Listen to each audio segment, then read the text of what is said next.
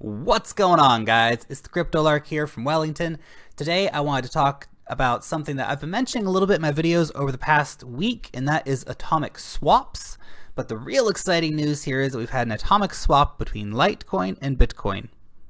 We're going to get into all that after a quick shout out to everyone who has been hitting the like button and subscribing down below to the channel, guys. Thank you so much for continuing to support my channel.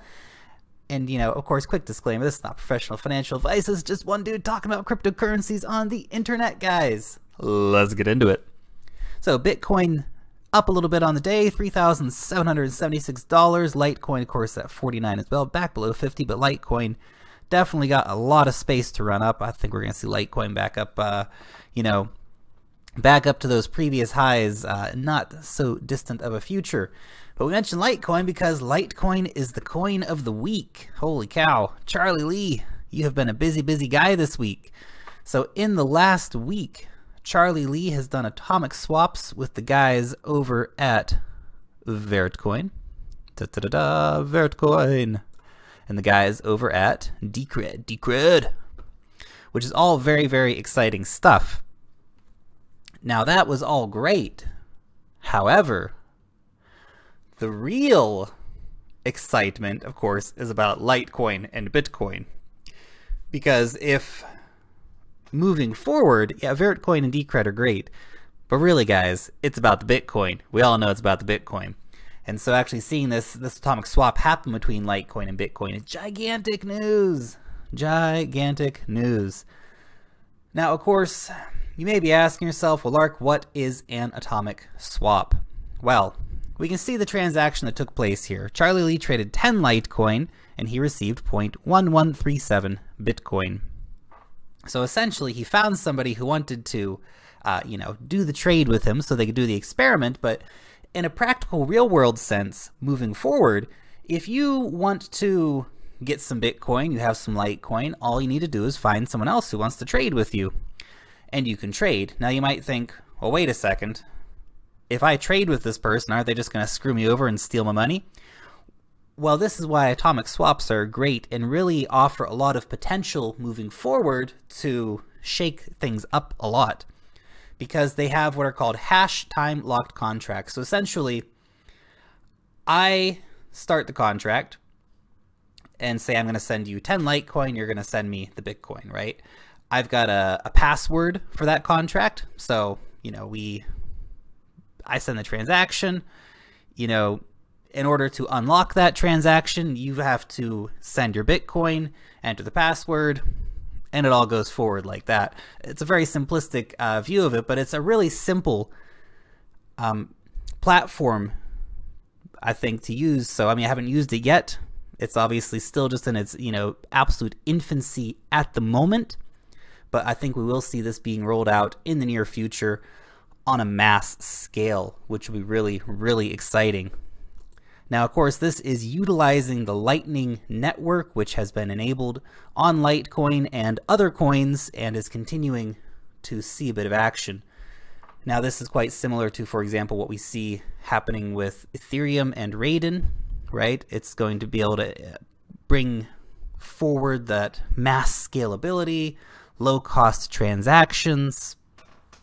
Now look, there are some people who are against the Lightning Network. And I understand the arguments behind that, but I think that this, moving forward, this is exactly what we need to make transactions not only fast, but cheap.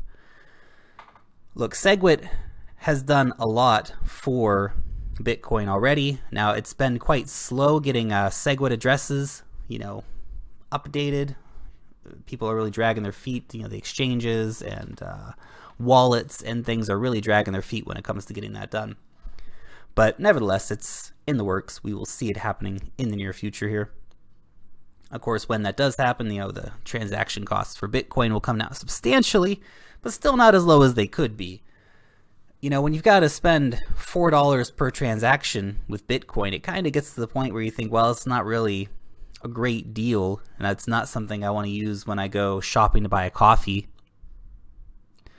And that's where Bitcoin kind of needs to be to an extent.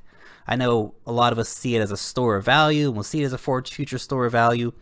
But you have to think, if if cryptocurrencies truly take off like we all, you know, long for them to do, then this kind of technology will be so important, because you can actually go into a shop, get a coffee, your coffee will be listed in a price in Bitcoin, right? So, okay, you can spend, you know, your Bitcoin here, it'll be 50 Satoshi for a coffee. You say, well, I don't have any of that, but I do have Litecoin, so I'll pay in Litecoin. We'll do the atomic swap, bada bing, bada boom, right? Now they've got Litecoin sitting in their wallet, of course. So, you know, it'll be really great to see all this moving forward. Let's go ahead and move on here. Now, the one thing we do have to keep in mind is that it's just starting, and as exciting as atomic swaps are, it hasn't fully gone ahead yet. So, you know, it's still, they're very early in the testing phase. You know, the news about Vertcoin, Decred, and then of course Bitcoin is so exciting because it's the first time it's really been done, especially in such a public way. I think there's been a bit of testing going on behind the scenes, but none of that's been confirmed. So this is the first time it's been done with these 3 coins, which is really exciting. But the one thing that we do have to keep in mind, these are all based on a Bitcoin core. So what does that mean? That means that if you want to transact Bitcoin to NEM, you can't do it. NEM was an independently developed blockchain. Totally new, totally its own thing. If you want to do an atomic swap Bitcoin to IOTA, IOTA's not even a blockchain, it's the Tangle. The Tangle. Doesn't work. If you want to go Bitcoin to Ethereum, nope, not gonna happen.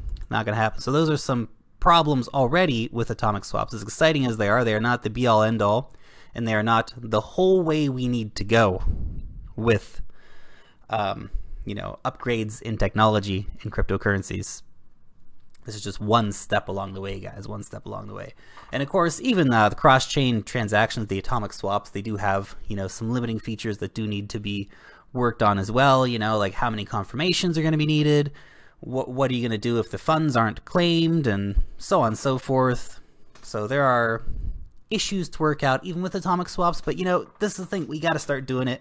And when you start doing it, the issues will become apparent and they'll be worked on, they'll be fixed, and we'll move forward in an exciting way. So anyway, guys, that is just, you know, some quick thoughts on what's going on with atomic swaps. I wanted to give you guys a full video on that. I know I've been mentioning it a little bit in my news and on my live stream the other day, so I just want to, you know, come back and give a full video on why it's so exciting to see the atomic swaps. And of course, you know, a few things to keep in mind, that it's not, you know, the be-all end-all solution that we'd like it to be at the moment, but hopefully as we move forward, we'll see it become more widespread and find adaptability with blockchains that were not based on the Bitcoin core. So anyway, guys, that is all from the Crypto Lark. Let me know what you think about atomic swaps in the comments section down below, guys.